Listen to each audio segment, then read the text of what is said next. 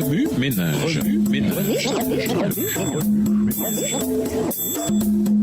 Bienvenue dans votre émission Remue ménage. Nous voilà au lundi 8 février, la grande invitation. Lisons Jérémie 6, verset 16. Jérémie 6, le verset 16. Ainsi parle l'Éternel, placez-vous sur les chemins, regardez et demandez quels sont les anciens sentiers. Quelle est la bonne voie? Marchez-y et vous trouverez le repos de vos âmes. Mais ils répondent, nous n'y marcherons pas. Venez à moi, vous tous qui êtes fatigués et chargés, et je vous donnerai du repos. Matthieu 11, verset 28. Ces paroles de réconfort s'adressaient à la foule qui suivait Jésus. Il avait dit que la connaissance de Dieu ne pouvait être obtenue que par son moyen et que celle des choses célestes avait été confiée à ses disciples. Mais personne ne devait se croire exclu de ses soins et de son amour. Tous ceux qui sont travaillés et chargés peuvent venir à lui. Au cours de son ministère terrestre, Jésus observa les choses qui donnaient du repos aux gens.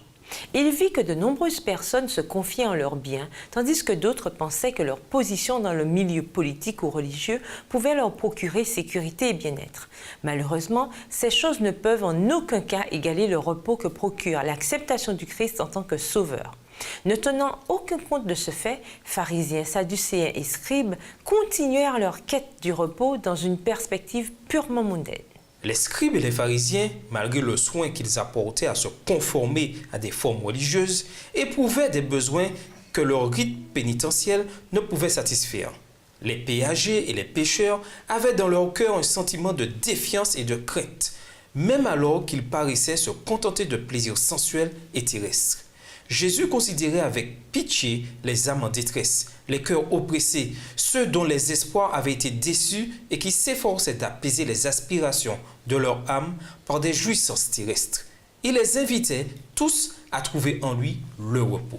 Avec bonté, il disait à ceux qui peinaient, « Prenez mon joug sur vous et soyez mes disciples, car je suis doux et humble de cœur, et vous trouverez du repos pour vos âmes. » Ces paroles s'adressent à tout être humain, qu'ils en aient conscience ou non. Tous les hommes sont fatigués et chargés, accablés par des fardeaux que le Christ seul peut enlever. Notre fardeau le plus lourd, c'est le péché. Si aucun secours n'arrive, nous en serons écrasés. Mais celui qui n'a pas connu le péché a pris notre place. L'Éternel a fait retomber sur lui l'iniquité de nous tous. Ésaïe 53, verset 6. Il a porté le fardeau de notre culpabilité. Il enlèvera ce poids de dessus nos épaules fatiguées. Il nous donnera du repos.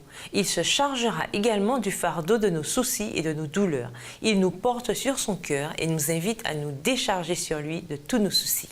Remue ménage, quel fardeau vous empêche de faire l'expérience du vrai repos? Au revoir. Et à demain si Dieu veut. Remue ménage.